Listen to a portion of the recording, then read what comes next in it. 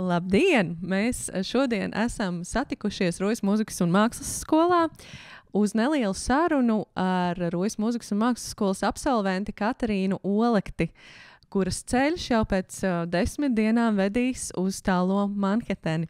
Un tieši tāpēc arī mēs esam satikušās, lai mazliet pakavētos atmiņās un parunātu, kā tad ir veicies Katarīnai mācoties Rojas Mūzikas Mākslas skolā un kāds tad ir bijis tas ceļš līdz šim solim doties uz Manhetenu un studēt tieši tur augstskolā. Sveika, Katarīna! Sveika, Aija! Kā tu jūties pirms šī lielā notikuma? Es jūtos ļoti gatava, ļoti enerģijas pilna un ļoti priecīga. Es nevaru sagaidīt, sākt mācīties to, ko es tiešām vēlos mācīties, un jau tagad es plānoju un sapņoju par tām stundām un kā tas viss notiksies, un es nevaru sagaidīt. Noteikti atgriezīsimies tad tajos pirmsākumos, kā vispār aizsākās tavs ceļš mūzikā. Es teiktu, ka tas ir tāds tāls ceļš. Man liekas, ka man arī bija superīga, ne tikai superīga skola, bet superīgs bērndārs. Es mācījos Rojupes bērndārzā, Saulespuķa, un man bija ļoti forša pedagoga apkārt, kuri mani jau tad iepazīstināja gan ar teātri, jo mums bija jāuzved ludziņas, mums bija tautas dejošana, mums bija ļoti stingra, bet ļoti forša skolotāja, un arī mūziku man pasniedza, tur bija jādzied gan ansamblīši, gan ik pa laikam varbūt kāda solo dziesmiņa, un man liekas, ka tas jau ievirzīja un atvēra tādu skatījumu par to, ka šis žanrs ir, kultūra ir tik plaša, un tu vari tik daudz ko viņā darīt, un man liekas, tik forši, ka tajā vecumā jau tu tiec iepazīstināts ar visu, un tev ļauj to pamēģināt. Un tad 5 gados es izlēmu un paziņoju savai mammai, ka es vēlos mācīties violi. Es teiktu, ka vaininiece tajā bija mana māsīca Vita, jo es kaut kā augot uz viņu arī skatījos, un viņa spēlēja violi, un tad vēl viena mana māsīca sāka spēlēt violi, un man likās kaut kā tikai un vienīgi loģiski, ka arī man ir jāspēlē violi.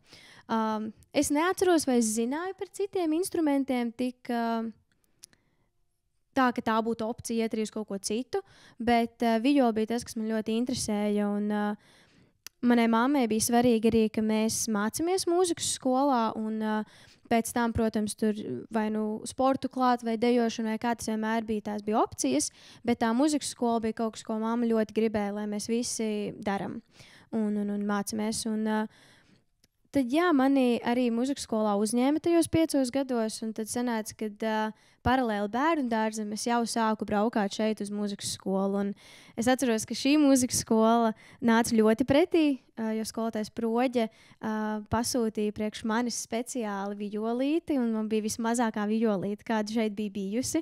Un es atceros vēl, ka tas bija tāds komisks moments, jo tad, kad man māsīca Vita absolvēja, tad viņai bija lielā viola, man bija tā mazā miniatūra blakus viņai, un tas bija tāds interesants moments. Bet jā, es sāku mācīties šeit. Es par tiem pirmajiem gadiem diezgan maz atceros. Es atceros, kad skolotāji organizēja nometni šeit, un es atceros, ka gan tu, gan Vita, gan es gulējām vienā no gala klasītēm zem klavierēm. To es spilgti atceros, ka es gulēju pie pedāļiem. Kāpēc es biju jūsu istabiņā iemeldījusies, es nezinu. Bet es atceros, ka bija tādi notikumi šeit. Un pēc tam, protams, arī, kad paaugos, tad orķestrī skolotāja lika spēlēt un violas ansamblī šeit. Un jā, bija tādi interesanti posmi, jo no sākuma es ļoti gribēju to visu mācīties, bet kaut kādā 3. vai 4. klasē kaut kā iestājās tāds pagrimuma momentiņš, un varbūt tāpēc, ka es to sāku tik ātri darīt, tad kaut kā varbūt man sāka nedaudz apnikt, bet man nebija opcijas pamest šo iestādi, un prieks arī, ka man nekad nav bijusi tāda opcija kaut ko pamest un atstāt pusvārtā. Un jā, kaut kā arī tam zemajam posmam, man liekas, ka tas pienāk visiem, un tam ir kaut kā jātiek pāri, jo pēc tam kaut kādā 7. klasē man atgriezās ļoti stipri atpakaļ tā vēlme par to, ka tā viola ir kaut kas svarīgs manā dzīvē, un ka es to esmu darījusi tik ilgi, un ka man ir sava viola arī, ka tas tomēr ir tik svarīgi, ka tu viņu piekop, un tas nav bieži, ka cilvēki prot instrumentus. Jo man liekas, ka biežākais instruments, ko mūziķi prot, ir klavieris, bet tādus papildus instrumentus nav daudz apkārt, kuriem tas būtu tāda, izkopts. Un jā, tie pēdējie gadi man bija ļoti patīkami šeit. Un arī dziesmu svētkiem braukt un piedalīties orķestrī un piedzīvot to sajūtu, ka tu esi viens starp simtiem, kas spēlē. Un tas bija neaprakstāms sajūtas. Un, jā, tas par violas sadaļu. Un tad, man liekas, ka tad, kad es absolvēju tajā gadā, es sāku papildus mācīties kora klasē pie Ines Ozoliņas. Un kaut kā man bija arī tā sajūta, ka es te esmu uzaugusi. Un arī pēc violas klases absolvēšanas es nevaru iedomāties savu dzīvi, dzīvojot vēl pie tam blakus muzikas skolai, ka es varētu šeit nenākt katru dienu. Un kaut ko vajadzēja paralēli atrast. Un man ļoti patīk dziedāt. Un es izlēmu, ka es arī vēlos to pamācīties. Un tad es sāku to kora klasi arī, lai man pēc 8. klases, lai es varu turpināt šeit būt un dzīvoties. Un jā, kora klase arī bija kaut kas, kas atvēra kaut kādas jaunas krāsas, kaut kādu jaunu redzējumu. Man ļoti patika, kā es biju iemācījusies laikam nedaudz manipulēt ar pedagogiem, jo kaut kā mistiski es pārliecināju skolotāju Ozoliņu, ka es pati varu izvēlēties savu programmu lielākoties, un es taču zinu, ko es gribu dziedāt, un tad mēs arī daudz eksperimentējām, kas bija ļoti forši, jo tur arī piezagās tās mūziklu dziesmas, un gan skolotāja atrada kādas, gan es nācu ar kādu, ko es biju atradusi, un teicu, es gribu padziedāt šo vai tā, un tad, man liekas, tas arī bija tāds foršs atklājums sev, ka tu vari ar pedagogu rast jau tādu sadarbību, ne tikai tu ej un tu dari to, ko tev liek, bet ka tu jau esi pietiekami nobriedis, lai tu varētu nākt ar piedāvājumu, tu esi atvērts pedagogu piedāvājumiem, un tur veidojas tāda ļoti, ļoti forša sadarbība, manuprāt, tieši starp jaunietu un skolotāju. Un jā, mans laikam tāds pagrieziena punkts tajā visā, ko es vēlos darīt tālāk, bija tieši pateicoties tai vokālās klases paņemšanai. Jo tajā gadā bija vokālais konkurss, uz kuru, protams, mums visiem pirmo kārtu ir jāpretendē. Un es dziedāju, viena bija akapela dziesma, tautas dziesma, un otra bija Pētera Vaska dziesma, Jūras māte. Un ļoti, ļoti patika tā dziesma, un mēs ar skolotāju, manu koncertmeistaru Brigitu Kvalbergu ļoti labi saspēlējāmies un muzicējām, manuprāt, tajā dziesmā. Un tad tā pirmā kārta man es pat neatceros, kura bija pirmā un kura bija otrā, bet atceros, ka muzikas skolas zālē bija viena kārta un tur bija žūrija. Un man pat nebija uztraukumi, jo man likās, kā būs, tā būs, bet ka man ļoti patika tā dziesma, un likās, vienkārši iešu un izbaudīšu to mirkli, ka es varu padziedāt, un ja viņiem patiks, nepatiks. Jo es ļoti labi apzinos, ka es neesmu vokālais dziedātājs ar klasisko akadēmisko vokālu. Un es domāju, tas konkurss viss ir tikai un par un ap to, kādas man ir izredzes pretendēt ar cilvēkiem, kuri tiešām dzied to akadēmisko, to skanējumu un to rezonanci. Es to neesmu mācījusies. Un tāpēc vienkārši baudīju, bet es tiku līdz pat pēdējai kārtai, un es arī dabūju 3. vietu tajā konkursā, kas man bija neliels pārsteigums, jo kaut kā es jutos ļoti pārliecināta par visu, un es atceros, kad arī Ventspils mūzikas vidusskola bija atbraukusi sev prezentēt, un tur ar pedagogiem 2, pēc tam es paliku meistarklasē, jo skolotāja bija sarunājusi ka varētu ar viņiem iziet cauri tam materiālam un paskatīties, varbūt viņiem ir kādi komentāri. Un mēs ar to vienu skolotāju strādājām kādu stundu, man liekas, tajā zālē un ķidājām visu cauri. Un es atceros, ka es viņam prasīju, vai jūs būsiet tajā konkursā. Viņš teica, jā, es būšu skatītājos. Un tad mēs ar viņu sarunājām, ka tad, kad es iešu dziedāt, ka viņš zālē sēdēs vidū, lai es viņu varu redzēt un lai man ir tāds drošības moments, no kura es varu vadīties. Un tā arī bija. Viņš tajā konkursā tur sēdēja. Un tad, kad man deva to apbalvojumu, man žūrija ļoti atklāti un godīgi pateica, ka pēc uzstādījumiem man nevajadzētu saņemt šo vietu, jo es neesmu akadēmiskais vokāls, un tas nevienam nav noslēpums.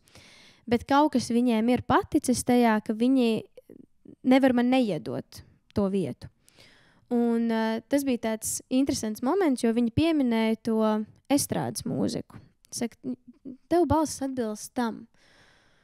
Un tas bija tāds komentārs, kas lika aizdomāties, nedaudz padomāt, jo tomēr arī tā 9. klase kaut kas tālāk ir jādara un kaut ko tā kā vajadzētu.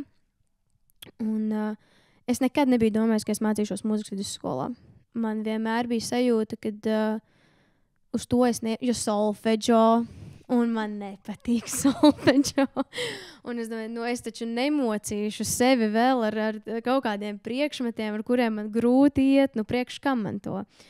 Bet man arī nebija nekādu citu variantu, jo tā kā es esmu uzaugusi starp to mūziku un visu to, un arī dejošanu, tad, kaut kā likās tomēr loģiski, ja es spēru to soli kaut kādā kultūras jomā tālāk. Un par to estrādes mūziku man ģimene, es atceros, ka mana māsa vairāk par to paskatījās un atrada Rīgas domu koru skolu, kurā tajā mirklī bija tikko jauna nodaļa atvērusies, kura bija 2 gadus veca, un kas saucās mūziklu nodaļa. Un viņa apskatījās, un tur tā programma ir daudzveidīga, un tu mācies visu ko, un tas man interesē, jo tur bija gan tā dejošana, gan aktiermeistarība, gan dažādu žanru dziedāšana, un likās tā diezgan vilinoši, ka to varētu tomēr darīt. Bet tā kā tā ir viena no, es pat teiktu, labākā mūzikas vidusskola Latvijā, tā ir elitāra skola, tur ir ļoti grūti iestāties, jo tev pretī stāv vesels bars ar jauniešiem, kuri tur mācās no sagatavošanas klasītes vai no sākumskolas vai pamatskolas. Un viņu sākumskola, pamatskola ir ļoti grūta. Arī sagatavošanas klasēs bērniem, kuriem ir 5 gadi, viņiem ir jāliek iestāja eksāmeni, kas liekas mums tādiem lauku cilvēkiem, ārprāts. Kā tu vari jau 4 gados bērnu iet un trenēt, lai viņš iestātos sagatavošanas klasītē? Tas izklausās diezgan traki, bet arī uz jebkuru klasi līdz pamatskolas beigām, ja bērns vēlas iestāties vai pāriet, viņam ir jāliek eksāmeni, lai tur tiktu iekšā. Un tā kā tā sistēma ir ļoti, ļoti stingra. Un es to diezgan ātri sapratu, un es devos mācīties solfeģo, kas ir mans klupšanas akmens, pie skolotājas Skaidrītes Brūšnieces. Un viņa bija fantastisks pedagogs, cilvēks ar ļoti atvērtu sirdi, ļoti labsirdīgs. Mums vienmēr bija superīgas sarunas. Viņa bija ļoti prasīga, un man tas ļoti, ļoti patika. Es zināju, ka man ir jāgatavojas tām stundām. Tur nav opcija, kad izlaidīšu cauri. Bet viņa panāca ne tikai to, ka tu tiešām progresē tajā priekšmetā un tu iemācies, bet ka tu to priekšmetu redzi no citas puses. Ka tas ir kaut kas interesants, ka tur ir tomēr tik daudzas paralēles savijās, un man tiešām pie viņas ļoti, ļoti patika iet, un es gāju ļoti daudz, bet pēc 9. klases pirmajā reizē, kad es stājos, es netiku pāri tiem eksāmeniem, un mani neuzņēma. Un tad tagad atskatoties, labi, ka tā, jo to 10. klasi es beigās izlēmu pavadīt Rojā. Es teiktu, ka priekš tādas arī personīgās dzīves man vajadzēja to gadu, lai pabūtu ar ģimeni, lai pabūtu šeit, lai padarītu lietas šajā pusē, paņemtu visas iespējas, kas man bija, piedalītos pasākumos, dziedāju arī sieviešu korī Kalva un izmantotu visu, ko es varu vēl šeit gūt. Un visu to gadu es aktīvi devos pie Brūžnieces mācīties solfedžo, un es arī šajā skoliņā es turpināju dziedāt un nācu uz stundām, un es sarunāju ar Litu Krūmiņu, kur man arī pasniedz solfedžo, ka viņa paņem mani vienu pašu, jo tehniski man bija, manā klasē vajadzēja būt vēl manai draudzenei, bet kaut kā mēs sarunājām, ka viņa mani ņem vienu pašu, un viņa zināja manus nosacījumus priekš iestāju eksāmeniem, un viņa bija tik laipna, ka viņa vēl papildus ar mani strādāja, lai gatavotu mani eksāmeniem. Un vispār šeit visi man bija ļoti patīkami sajūta, jo visi man palīdzēja gatavoties.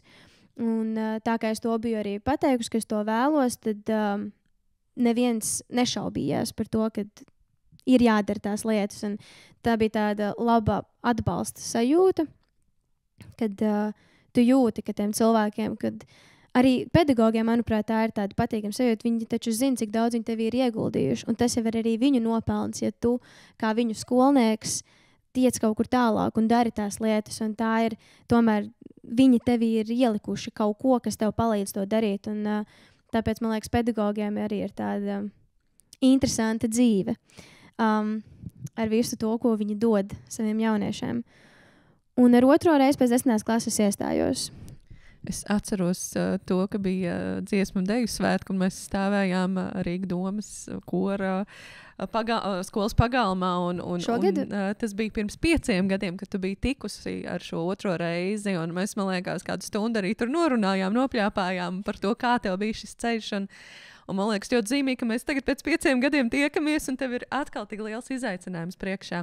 Bet jā, kā tu atskaties uz to laiku mūzikas vidusskolā? Tagad skatoties, es ļoti lepojos ar saviem kursabiedriem.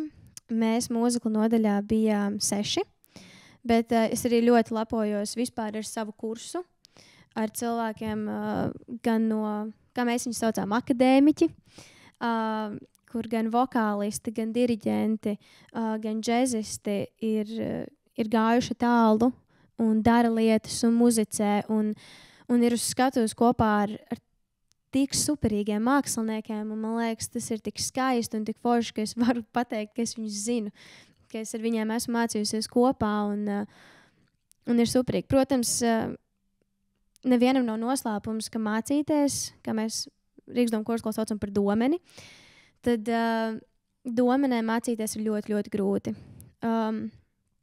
Ne tikai pamatskola un tā, bet vidusskola ir cita lieta. Pedagogi ir superīgi, viņi tev nāk pretī, viņi palīdz, jo viņi ļoti, ļoti labi saprot to visu slodzi, jo tavs pasākumu loks, kas tev ir jāapmeklē, kur tev ir jāpiedalās, ir milzīgs.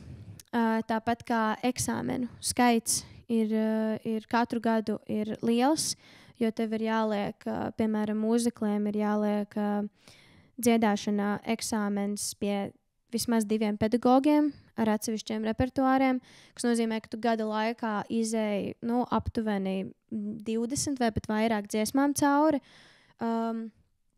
Jāliek aktiermeistarības eksāmens, dejošanas eksāmens, un tie apjomi ir milzīgi. Plus vēl katram visus gadus, kamēr tu mācies, tas kurs, kurš absolvē, aicina jauniešus, un tā ir bišķiņ tāds, ka tev ir tas jādara, ir jāpiedalās viņu beigšanas eksāmenos. Vai nu vairākos, vai vienā, tas ir pēc katra kursa izvēlēm, un kā viņi redz to savu eksāmenu, bet tas, ka tev tajā ir jāpiedalās, tas ir fakts. Un tas, ka tam tu gatavojies pārsvarā vai nu visu otro semestru, vai visu pavasari, paralēli vēl visiem saviem eksāmeniem, tas ir izaicinājums, jo tie mēģinājumi notiek mistiskos laikos dažreiz. Un kā mēs sakam, tad, kad tu domenē mācies, tu tur tiešām dzīvo. Tu par brīvdienām aizmirsti, bieži vien tādas vienkārši neeksistē, jo jūs paši liekat mēģinājumus, vai tev ieliek mēģinājumu, vai tev ir pasākums, vai tu kaut kam gatavojies, un tāds braukšu uz mājām katru nedēļu nav variants. Un arī skolā tu esi no kādiem, dažiem ir 0. stunda, kur sākās 7:50. Bet tā pirmā stunda sāks 8:30, un pārsvarā tev viņas beidzās 6, agrākais 5:30. Bet tā tu pēc tam esi klasīti, tu ej mācīties, un tā tu skaisti tajās klasītēs dzīvo līdz kādiem 10. Dažreiz apsargs par tevi aizmirst, un tad tev palaimēs, un tad tu dzīvo tur līdz 11. Un tāds reizes ir bijušas, ka tu sēdi un pat apsver domu vienkārši palikt skolā pa nakti, un tā būtu vieglāk. Tā kā tas ir tāds ļoti nogurdinošs process, un vasarā jau tev arī nav atpūtas, jo vasarā ir visi pārējie pasākumi, kuri nepaspēja iekļūt pavasarī vai tur rudenī. Un tas tāds ļoti, ļoti nogurdinošs posms, bet ļoti, ļoti daudz ko esmu iemācījusies. Īpaši pēc beigšanas jūtu arī, kā mana balss izmainās. Un katru gadu tu redzi, tāpēc, ka tu mācies tik daudz žanrus, tu redzi, kur tu ātrāk progresē, kur tev ir lēnāks progress, bet viņš ir. Un iemīlēju arī to akadēmisko vokālu, kas prasīja daudz, jo, kā es savai skolotājai visu laiku sadusmojos stundās, ka man nesanāk, un tad es viņai saku, man tā lūka vienkārši netaisas vaļā, kas ir domāts augstlais, ka viņas nepaceļās, un es tik visu laiku par tām lūkām, ka man nesanāk. Un tad pēdējā gadā mēs ar skolotāju abas atradām kaut kādu to atslēgas momentu, un sāka slēgties, un es tiešām sāku iemīlēt arī to tembru, jo man visu laiku pašai bija laikam kaut kāda atturība, tas nav tas, kā es esmu pieradusi sevi dzirdēt, un tā taču neesmu es.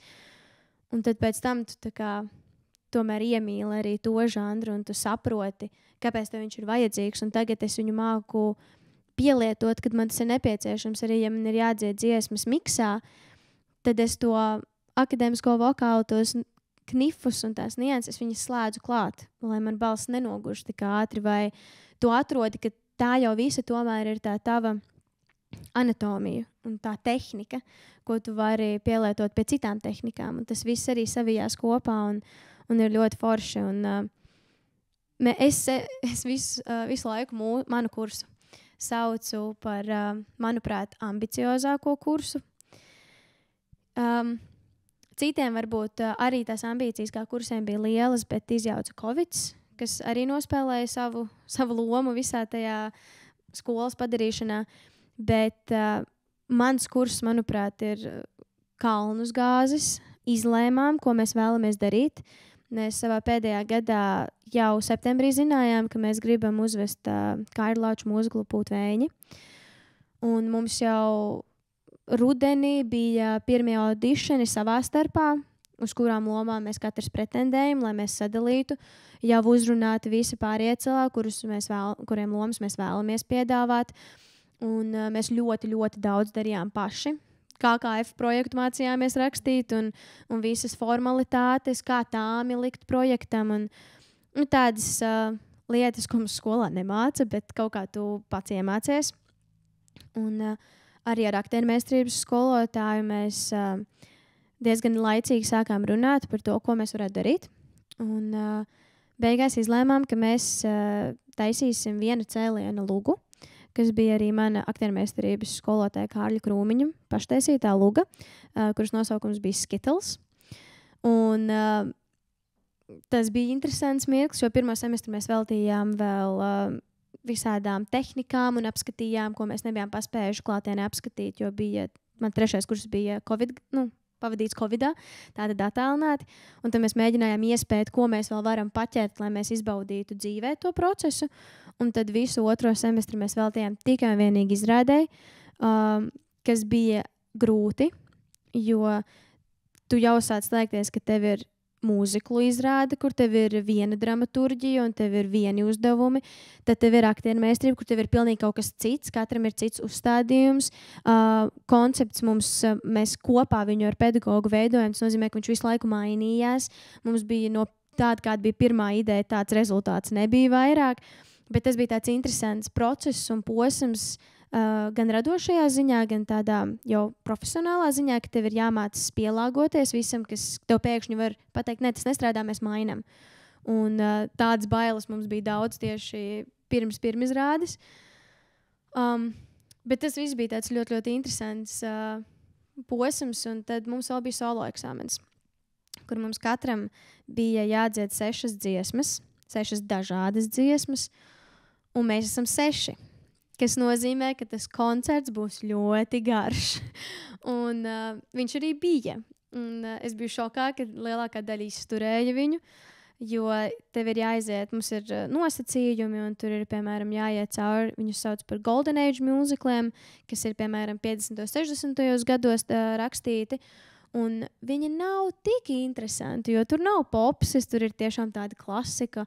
Un mans tēvs ļoti skaisti noraksturoja, ka tas ir garo kleitu dziesmas, kur visi stāv un skaisti dzied, bet viņas nav varbūt tik aizraujošas skatītājiem, bet tā kā tie ir nosacījumi, tad mums viņi ir jāpilda. Bet beigās tas viss bija tik interesants pasāciens. Mums solo eksāmens bija raips. Man bija savi personīgie uzstādījumi, ko es vēlējos. Man bija dažas dziesmas, kuras es zināju jau ļoti laicīgi, ka šīs ir dziesmas, ko es vēlos dzirdēt savā beigšanas eksāmenā. Dažas no tām esmu arī publicējusi. Un tad man bija tāds uzstādījums, ka man obligāti vajag deju numuru. Lai vai kādu, man bija, protams, idejas dažādas, bet man vajag deju numuru. Un tad es atradu šo burvīgo dziesmu, Who's Got the Pain, no mūzikla un filmas Damn Yankees. Un mans mīļākais mūziku choreogrāfs ir Bobs Fosse. Un viņš ir veidojis šo te duetu, šo te choreogrāfiju. Un šajā filmā viņš pats viņu ar savu sievu arī izpilda. Un es absolūti iemīlējos tajā choreogrāfijā. Man viņu parādīja mans dejošanas skolotājs, un man vienmēr bija tāds, jā, es viņu gribu dejot. Un mans skolotājs, tāds interesants cilvēks, viņš, bet ļoti labā nozīmē interesants cilvēks. Un viņš vienmēr tā pasmējās, viņš saka, jā, tu šito te mācīsies dejot. Tā, es gribēšu redzēt. Un tad es 4. kursā, pirms ziemas brīvlaika, man liekas, vai pēc, aizēju pie viņu, un es saku, klausies, es gribu dejot viņa savā eksāmenā. Šo te choreogrāfiju. Un viņš uz mani tā paskatījās, pasmaidīja. Viņš teica, Un es teicu, nē, es viņu dejošu. Saku, jā. Droši, ej un dari. Un tad mēs sarunājām, ka es sarunāju savu, arī no mūzikliem, savu tā kā kolēģi un draugu, ka mēs, vai viņi vēlētos dejot šo te choreogrāfiju. Un viņi arī tāda uz dejošanu pasīs, tā kā es teikšu. Un viņi saka, jā, davai, daram. Un mēs pašas sākām iet trenēties. Mēs no video klipa, kā saka, es nezinu, kā to mūziku tu varētu transkribēt. Choreogrāfiju, es nezinu, vai transkribē, bet mēs viņu cēlām. Un tad mēs mocījāmies, un mēs tur tīnam uz atpakaļ un liekam palēlinājumā, jo tur tik raiti dažbrīd tie soļi, kad pagaur kuru kāju, kas bija. Un tas bija tāds interesants process, jo mums abām, mēs bijām tādā azartā iekritušas, ka tā kā mums tas ir jāizdara. Un tur ir tāds cēliens interesants. Tā kā mēs abas esam meitenes, nav tā, ka mēs to nevaram izdarīt, bet dažreiz, protams, vīriešu pārstāvjiem ir bišķi vieglāk. Varbūt kaut kādus cēlienus vai metienus taisīt. Un mēs tā runājam, un es saku, klausies, tur tas cēliens, un es nezinu, mēs abas tādas īsas vēl, un tā. Un es saku, es labprāt viņu mēģinātu.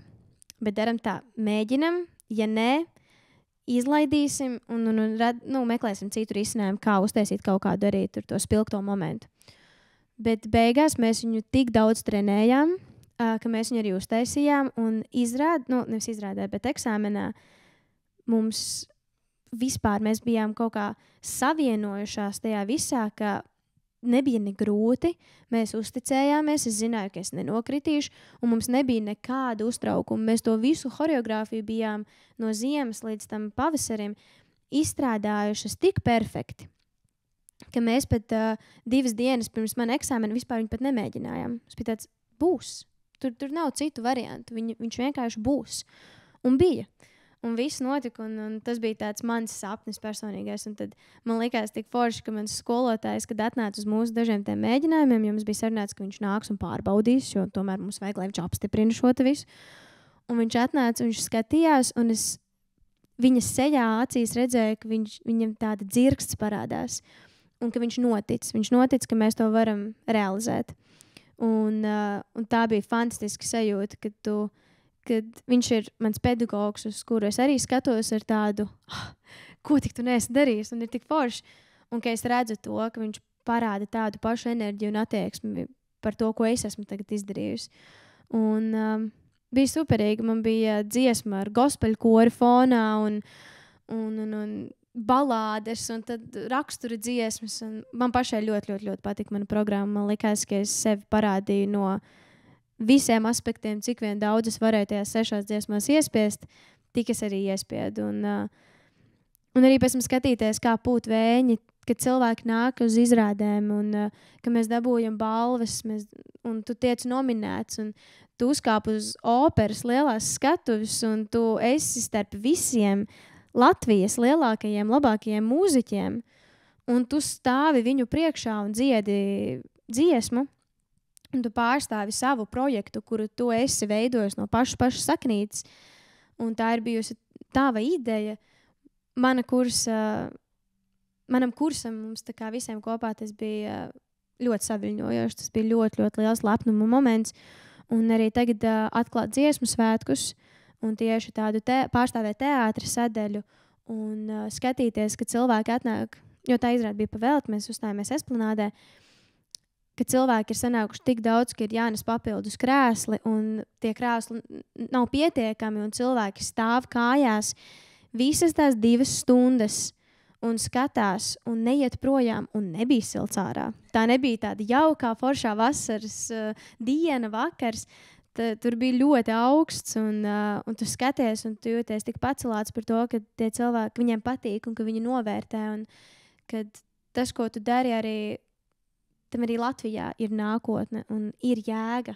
Un vienkārši arī noslēgt to projektu, esot blakus pašam Rainim, bija fantastiski. Kad likās tā, ka ir tik skaists cikls noslēdzies, ka tu to projektu esi tā noslēdzis godam. Un tagad viņš var atpūsties.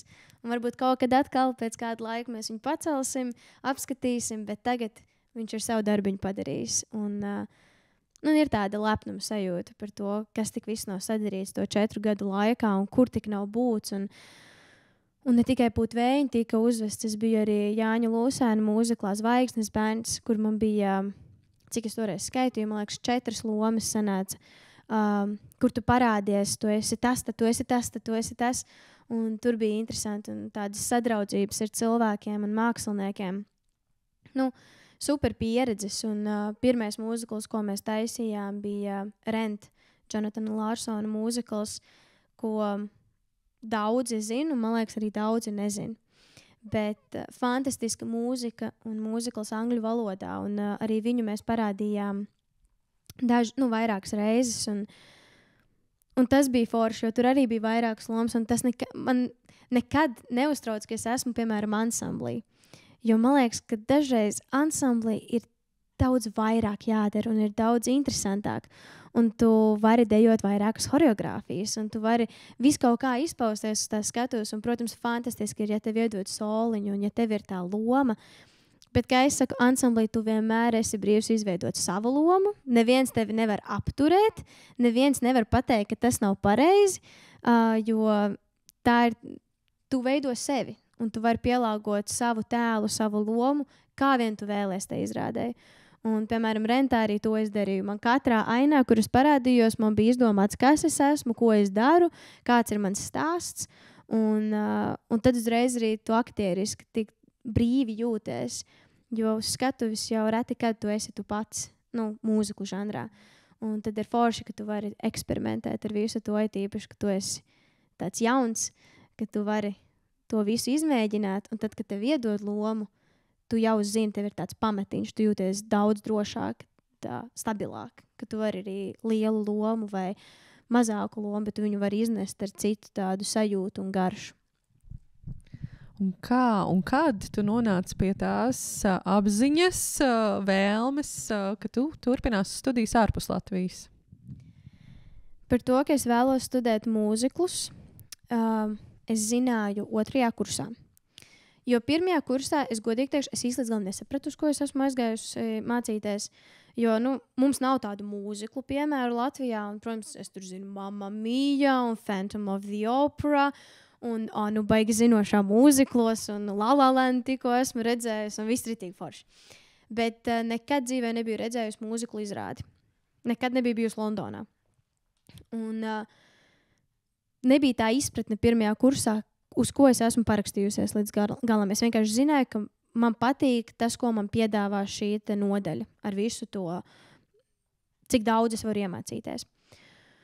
Un otrajā kursā mums sākās, manuprāt, otrajā kursā ir visforšākā programma, jo tur ir ļoti, ļoti forši un pasaulē zināmi un tādi slaveni mūzikli, un mēs ejam cauri tā kā, pa periodiem, pa gadiem.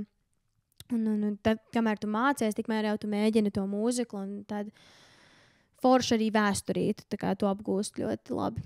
Un man ļoti patika mana programma, un mēs jums ļāva eksperimentēt, ieskaitēs, ka mēs sākam jau taisīt priekšnesumus, un mums pat ir uzstādījums, ka konkrētam mūziklam mums ir jābūt starpspēlēs dejiskākam pavadījumam, un pašam ir jāizdomā savu horeogrāfiju, un tēli, un tērpi, un koncepts, kā tu vēlies prezentēt to dziesmu, un bija šausmīgi forši, un tad es sapratu, ka es vēlos mācīties mūziklus.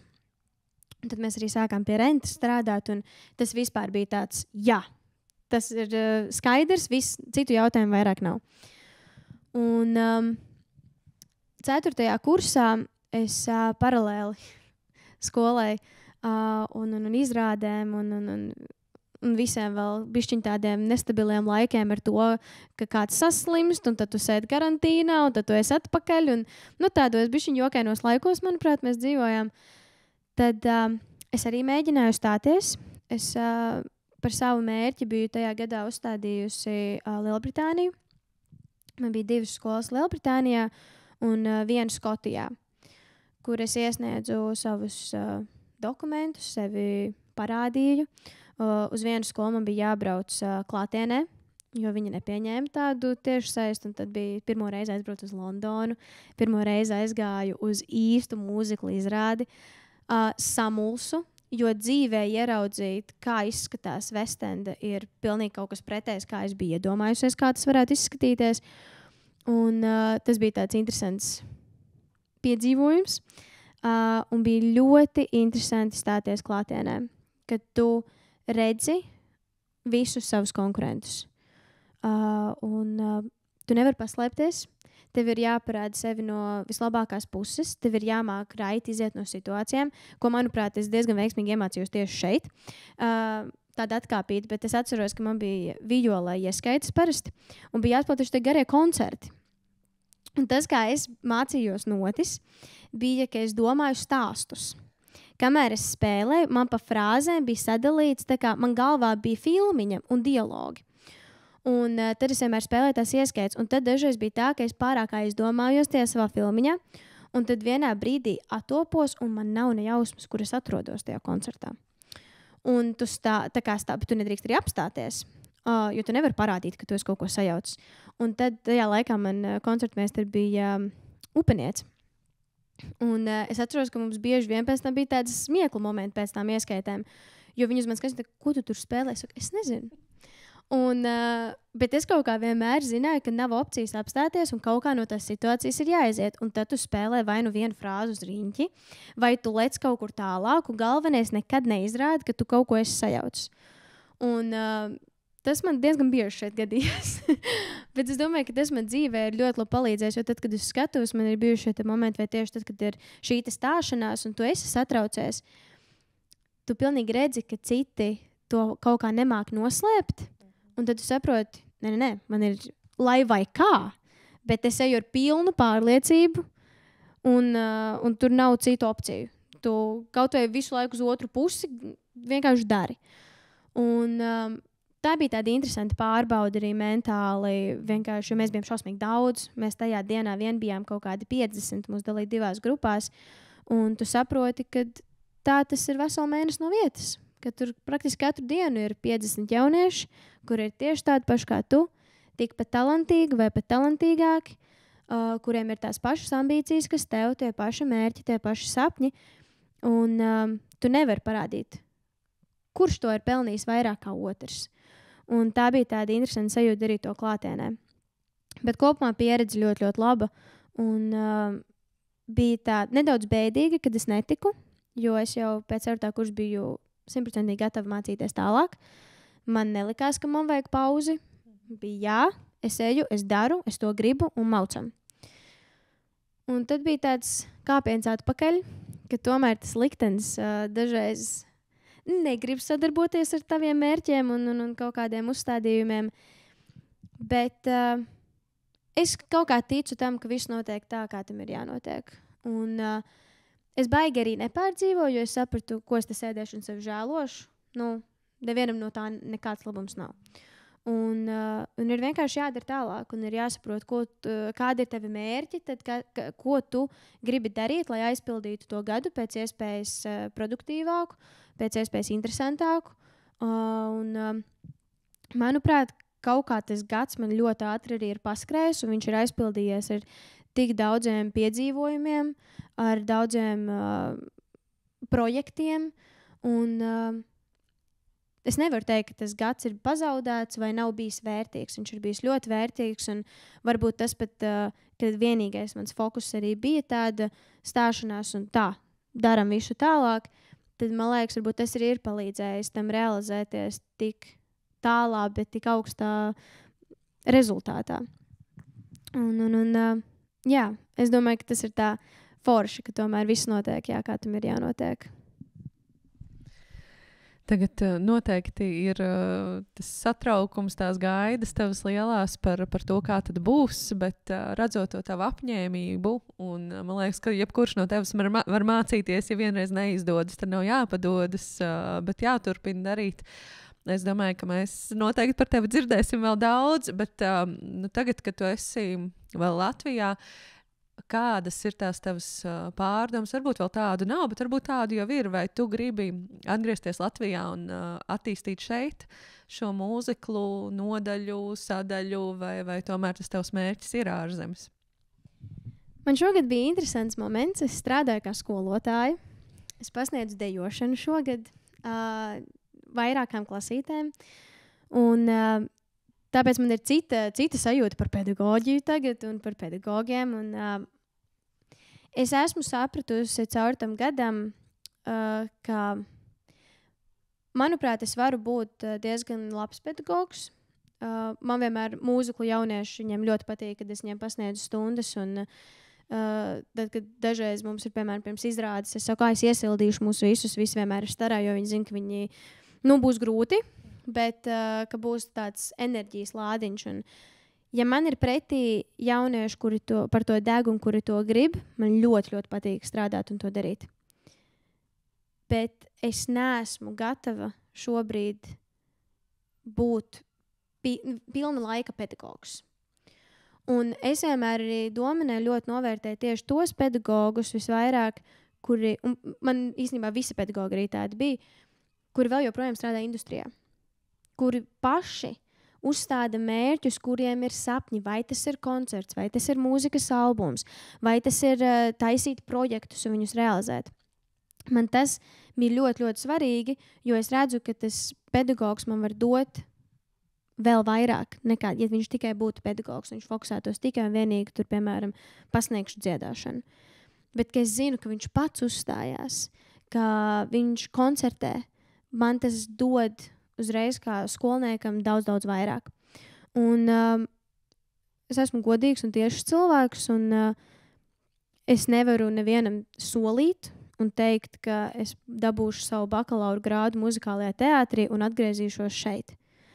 Manuprāt, ja es ieguldu tik daudz savā izglītībā, man tajā ir jāstrādā. Un pagaidām, diemžēl, Latvijā man nav pilna laika darbs manā industrijā.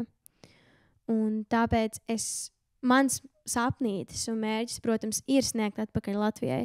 Es vēlos uzstāties koncertos, pati taisīt koncertus un nest to mūziklu vārdu tālāk. Es vēlos nest Latvijas vārdu tālāk pasaulē, lai tieši arī šajā žanrā mēs varētu teikt, jā, mums ir cilvēki, kas to pārstāv un kas to dara kvalitatīvi un labi. Un man, protams, gribas dot atpakaļ mūziklu nodaļai. Tā ir vieta, kur es šo visu esmu iemīlējusi un darījusi. Un es to vēlos sniegt caur meistarklasēm vai doties uz sarunām, palīdzēt cilvēkiem noticēt, ka tas ir realizējams, ka tas nav tikai tāds, dažiem sajiet un dažiem nesaiet. Ja tu gribi, tu to vari darīt un tu to vari realizēt. Un nekad nevajag apstāties, man liekas, arī pie kaut kādiem pirmajiem klupšanas akmentiņiem. Drīzāk, kā saka, paspēr malā un ej tālāk, jo, ja tu apstāsies pie katra tāda mazā momentiņa, tu nekur īsti tālu neaizies. Un tāpēc man gribas strādāt tajā industrijā, es gribu būt uz skatuves, es zinu, ka kaut kādā mirklī es arī būšu pedagogs, un es labprāt mācīšu tālāk mūziklus un savas zināšanas nodošu tālāk, bet es vēlos šajā industrijā strādāt, un tas ir tas mans galvenais mērķis. Es gribu būt uz skatuves, es gribu to darīt ļoti labi, un tad, lai es arī, kad atbraucu šeit, lai es varu tā, kārtīgi teikt, jā, tā es jums tagad parādīšu, kas ir tā industrija, kas ir tā Broadway, jo ne visiem mums dzīvē ir tā iespēja apceļot to pasauli un pabūt visās vietās, un man liekas tik fantastiski, kad kultūra ir tā nozara, kur mēs varam piedzīvot tos dažādas valstu vai žanru mūziķus, kuri brauc un viņi mums parāda, kas tas ir. Un es, piemēram, Dzinturu koncertzālē arī esmu šogad piestrādājusi. Un es esmu redzējusi tik fantastiskus koncertus. Un no dažādām pasaules valstīm, man liekas, Dievs, cik superīgi, ka viņi to pārstāv, viņi atbrauc un viņi var ar to dalīties un ar to enerģiju, ar to prieku. Un tas ir tas, ko es vēlos arī darīt tālāk. Es nevaru solīt, ka es būšu atpakaļ uzreiz, jo man liekas, ka tas būtu tāda sevis apzakšana, ja es uzreiz skrietu atpakaļ. Protams, es vēlos būt arī Latvijā. Man Latvija ir ļoti mīļa, un arī šodien braucot uz šejienes, cik skaisti ir Latvija. Un, protams, kad man gribas dot arī šeit atpakaļ, un man gribas, lai cilvēki, lai Latvija var ar mani lepoties par to, ko es daru savā dzīvē un kā es tieši savas tēvzemes vārdu nesu tālāk. Tā kā tas tāds divējāds, man liekas, moments, jo labprāt braukt arī uz šejieni pastāstīt par dziedāšanu un šo žanru un paprezentēt un iepazīstināt cilvēkus. Bet jā, es ļoti, ļoti vēlos tajā strādāt, un tāpēc es visticamāk paliktu tur kādu laiku. Vai Londonā, kur vēl to var darīt. Jo jā, manuprāt, tas, ka es tajā esmu strādājis un dabūjis to praksi, ir ļoti, ļoti, ļoti svarīgi. Tas ir skaidrs, ka tu ar savu darbu un mērķiecīgumu esi nopelnījusi šo iespēju studēt Manhetenā, bet īstenībā ik viens no mums var atbalstīt tavas studijas. Varbūt, ka tu vari padalīties arī un varbūt tiešām kāds no tiem, kas tagad skatās, klausās, ir gatavs arī atbalstīt tavas studijas un var izstāstīt, kā to var izdarīt. Jā, manas studijas var atbalstīt. Es arī esmu daļa no jauno sieviešu izglītības fonda, atbalsta fonda. Viņa nosaukums ir Magnum Insomnium. Un šajā fondā var veikt ziedojumu pārskaitījumu un ziedojumā rakstot ziedojums Katrīnai Olaktei, tādā veidā atbalstot manas studijas cauri šim te laikam. Man līdz septembra beigām ir arī mājaslapā GoGet Funding sadaļa, kur var ziedot naudu. Bet jā, viņa septembra beigās taisas ciet. Tāpēc tas fonds ir tāda paliekošā vērtība. Un jā, tur var veikt jebkāda izmēra, cik sirds vēlas lielu ziedojumu un tādā veidā atbalstīt manas studijas Amerikā. Es ticu, ka tev viss izdosies un mēs tiešām par tevi dzirdēsim, bet pēdējā lieta. Es domāju, arī daudzi klausoties, un es ceru, ka arī mūsu audzēkņi klausīsies šo interviju un iedvesmosies. Varbūt, ka ir kāds novēlējums tieši Rojas Mūzikas un mākslas skolas šī brīža skolniekiem, audzēkņiem. Man ir, es nezinu, kā lai īsti pasaka kādu konkrētu novēlējumu, jo es neesmu šeit bijusi ilgu laiciņu, un es vairs nezinu, kas šeit mācās un kā mums te izskatās un kādas enerģijas te valda. Bet tas, kas man vienmēr ir paticis šajā skolā, ir tas, ka ne tikai tās bija manas mājas, bet, manuprāt, viņas ir mājas. Un es novēlu visiem no pedagogiem iegūt un ņemt visu, ko viņi var sniegt. Jo, lai arī kas tas būtu, tas vienmēr noder. Nākt ar saviem piedāvājumiem. Ja tu dedz par kaut ko, tad tas pedagogs iedvesmojas un deg tev līdzi. Un tā ir fantastiska sajūta, ko noķert. Un kā man Dominē vienmēr teica, eksperimentē. Jo kur tad vēl citur, ja ne skolā, tu vari darīt jebko. Un tāpēc izmantot tās izdevības un doties uz konkursiem, gūt to pieredzi, kas ir uzstāties. Un man liekas, šī skola ir fantastiska ar to, ka es esmu šeit iemācījusies strādāt ar mikrofonu. Kas bija fantastiska lieta, jo tad, kad man bija jādzied savā eksāmenā, es sāku skatīties saviem kursabiedriem, es domāju, nezinu, kā mikrofonā dziedāt. Un es domāju, cik fantastiski es uzaugu lauku vidē, kur gan mūzikas skolā man iedod mikrofonu, gan aizēju uz kultūras centru, kur notiek koncertu, un tev iedod mikrofonu, kā mazai knīpai iedod tādu lielu mikrofonu. Un ķert tās pieredzes, jo bieži vien citur viņas nevar dabūt tik daudz. Un muzicēt ar saviem draugiem, ar saviem klases biedriem, šeit ir klases, ar klases biedriem, jo tas ir tik jautri un tas ir tik forši, ka tajā var dalīties viens ar otru un dalīties ar vecākiem, ar saviem radiniekiem, ar draugiem. Un šeit ir tik daudz iespēju īstenībā, kur tu vari sarunāt koncertiņus. Un tas ir tik forši, jo lielās pilsētās tā īsti nenotiek. Un tāpēc izmanto to visu, ko šeit var dabūt, jo man šī ir bijusi vienmēr mīļa vieta un jā, man liekas, ka te ir tik daudz, kas piedzīvots, izdarīts, sadarīts, ka no tā es esmu iemācījusies un guvis ļoti daudz, un tas ir tas, ko es novēlu. Kā man patīk teikt, Aleksandram Čakam ir ļoti, ļoti skaists teiciens, dzīvo dzīvi. Un ar šiem vārdiem mēs arī noslēgsim šo, manuprāt, ļoti iedvesmojošo interviju. Paldies tev, Katrīna, ka varēji atvēlēt laiku. Paldies, Aika, ka man uzaicināji. Un tiešām mēs turēsim īkšķus, lai tev izdodas paņemt visu to labāko no studijām Manhetenā. Un ar jums iespējams mēs tiksimies šeit Patrojas Mūzikas un mākslas skolā.